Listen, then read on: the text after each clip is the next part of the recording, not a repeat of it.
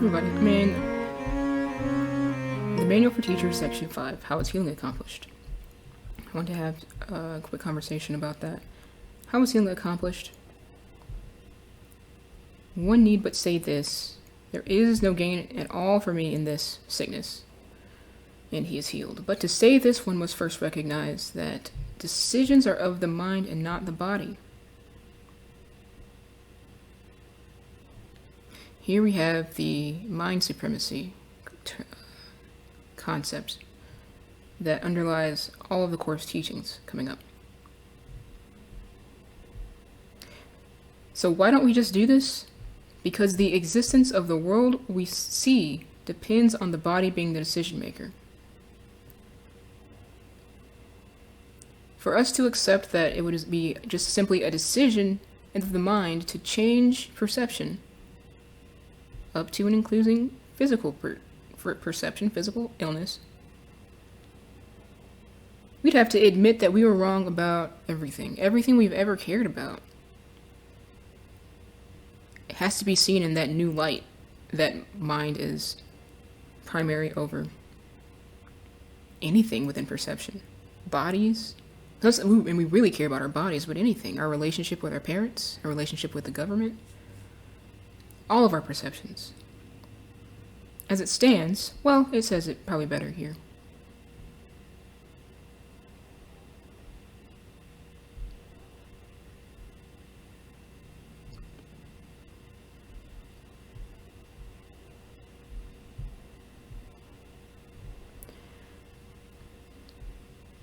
What is the single requisite for this one shift in perception?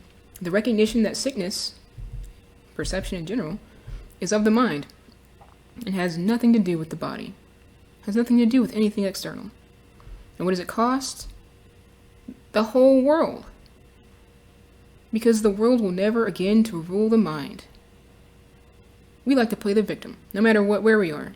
If we are feeling ill in the morning, we're the victim. If we were raised in an interesting environment, we were hurt by it because of something external to us causing effects on us.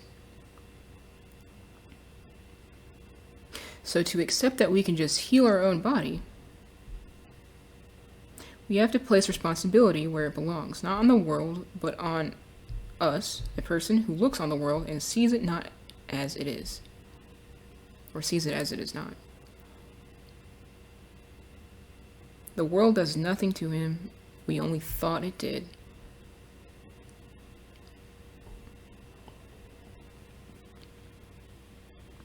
And in accepting that, the insignificance of the body must be an acceptable idea.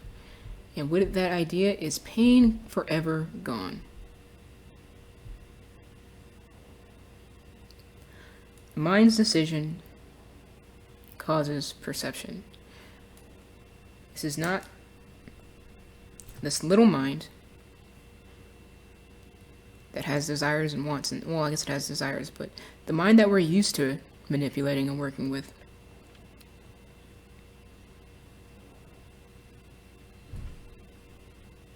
Is really only a switch that we can switch into an acceptance position. And in the acceptance position, our higher mind that can make the decision to heal perception is now allowed to heal perception. So if we are willing very hard, very forcefully at this smaller mind level, and we're still not seeing a change,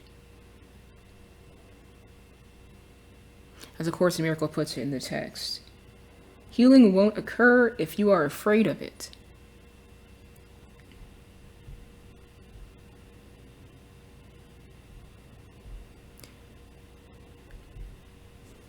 I can probably find it.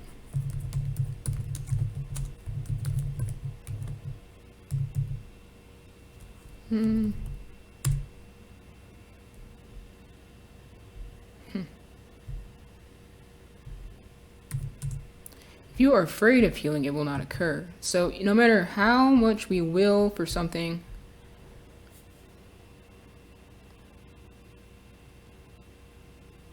at the smaller level,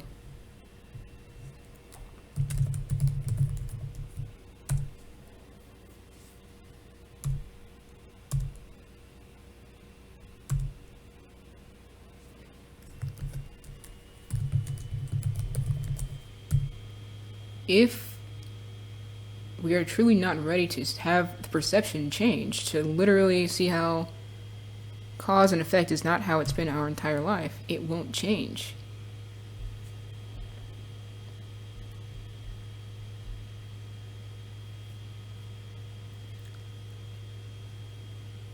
Here is the part I was thinking. Chapter 9, the acceptance of the atonement. Foundation for Inner Peace. Everyone who ever tried to use prayer for something has experienced what appears to be failure.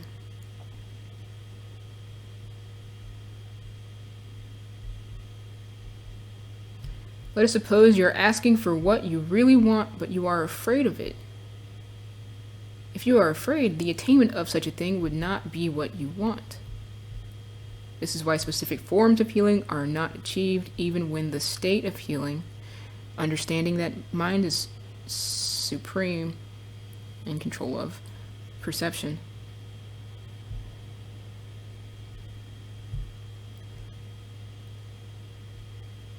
that state is.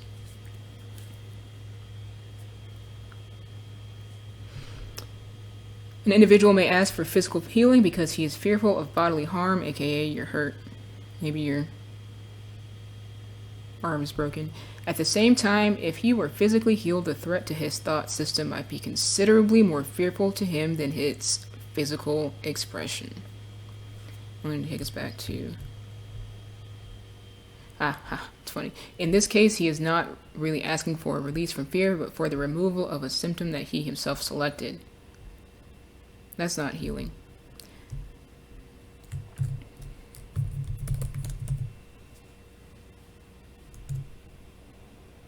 How many section 5s are there?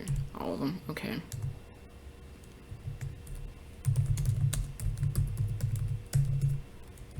So again, this whole section was about how is healing accomplished? The mind wills it. How do we do that at a smaller level? We understand the mind supremacy principles.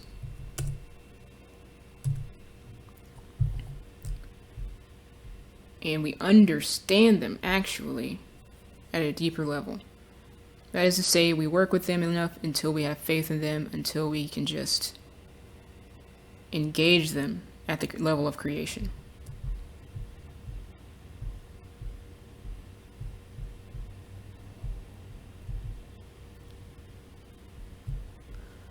With the idea that pain exists and sickness is real, with that gone, goes all confusion about creation. Mind causes perception.